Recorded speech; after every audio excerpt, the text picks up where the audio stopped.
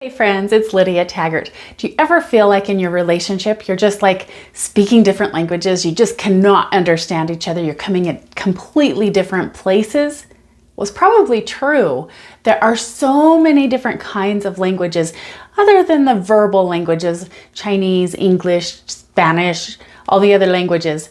But there's learning languages, there's love languages, forgiveness languages, body language.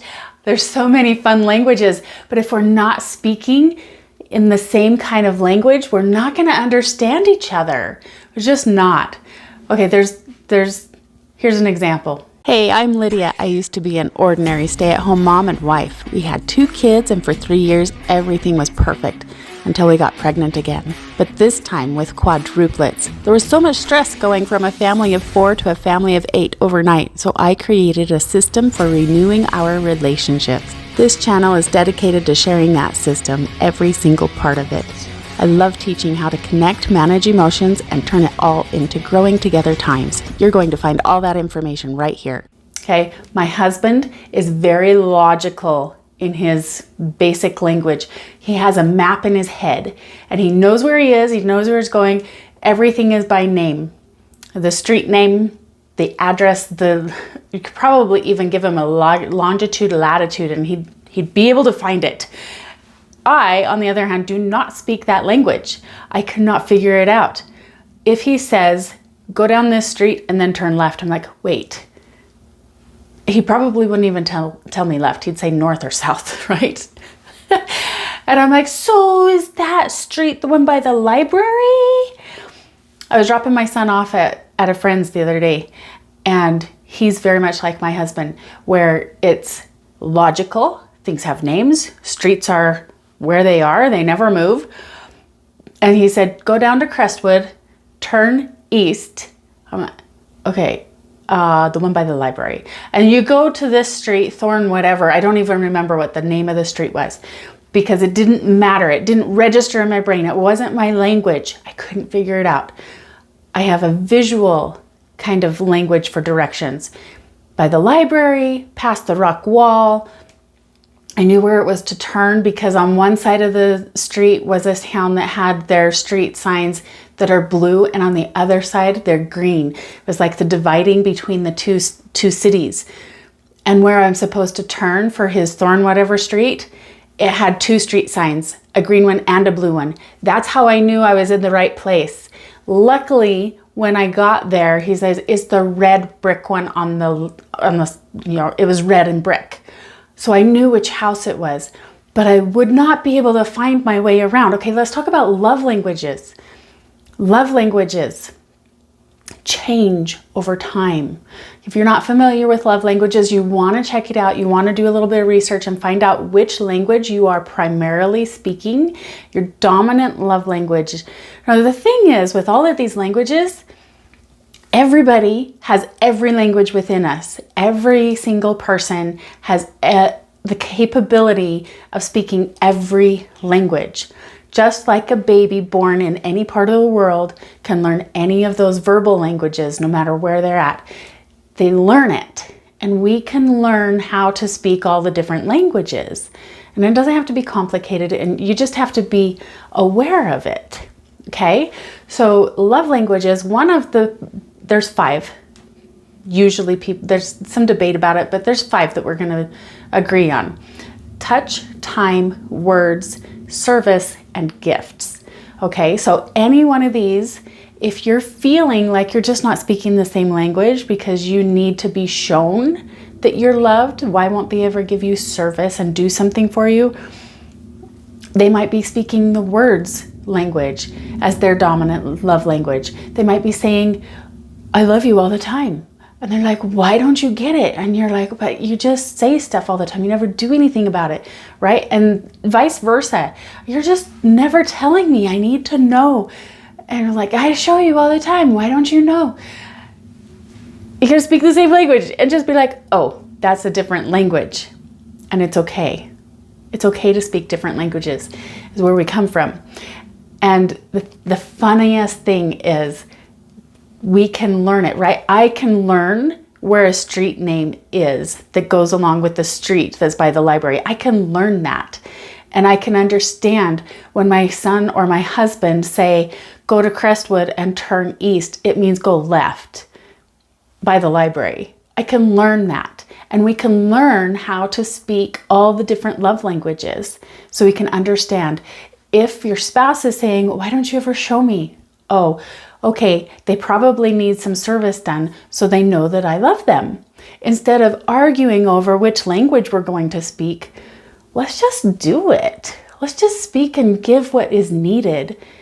Wouldn't that be great if your spouse is like, oh, my spouse just needs me to say something, and they say it instead of arguing about it? That would be really easy, right? It should be easy. But here's another thing. Once you decide what your dominant love language is, it doesn't have to stay that way, because we're changing and learning and growing and doing so many things so many times. And it depends on where we are, like what's going on around us, the environment, who we're with. All of these things influence our dominant love language that we want to speak or be spoken to in. Okay, here's an example. My favorite example ever. My husband and I both thought that each other was a different love language. This is why you want to figure it out and then just speak all of them, okay? We both thought that we were something else. He thought I was service, time. We're doing all these things, trying to like prove and show and make sure we know we love each other. But we found out it's touch.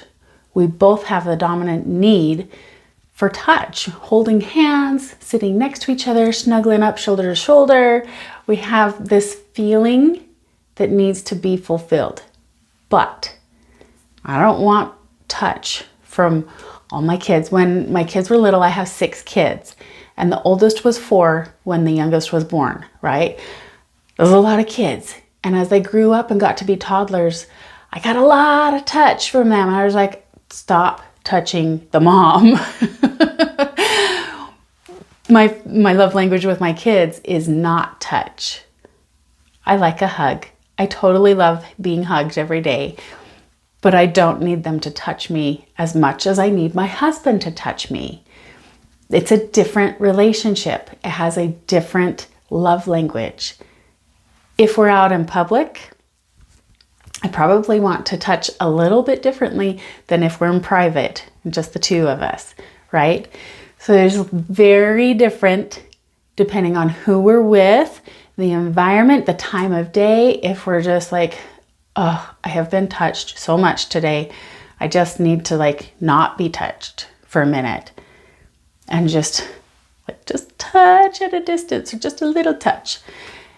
And this is one of the things that I've been coming up with, that's been coming up with all of the people that I've been talking to, this idea of being touched, where maybe you haven't touched each other for a while because you've kind of been grumpy, you've been distant, you haven't been intimate, and it just feels weird. And it's like, how do you reinitiate if you've been separated for a while, you haven't touched for a month or 2 or 5 months or however long it's been, years? How do you reconnect physically? You're missing that touch, because touch is actually a human need. We need it. All of these love languages are human needs. They're relationship needs. Whether it's your dominant language or not, you still need someone to serve you. You still need to hear a compliment once in a while. Even if your dominant love language is touch, you can't ignore all the other ones. You got to have all of the pieces to feel really loved and fulfilled. Maybe not as much as your dominant one, but it still has to be there as part of a whole, complete relationship. So we want to speak all of them, right? Okay, so how do you do that? How do you do all of them? You just got to be aware and bringing back this intimacy that's been gone. Pick another love language to start increasing. As the other ones increase, then you'll feel closer because you're showing and sharing those words of affirmation. You're serving, you're having more time together, you're doing more love. And then that love will just naturally, they're kind of like connected. All of the pieces of love come together. If you're pulling on one string, the other parts come together too. So if you're worried that it's going to be like really weird to hold hands, well, you don't have to just jump straight into holding hands and making out and doing all those things that have been like, you want it, but it's distant and it's hard and it's weird.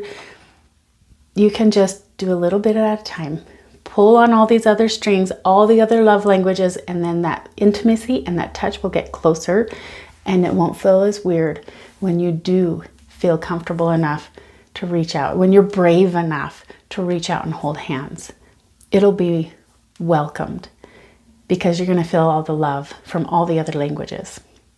All right, make sure you're speaking the same language. I'm Lydia Taggart.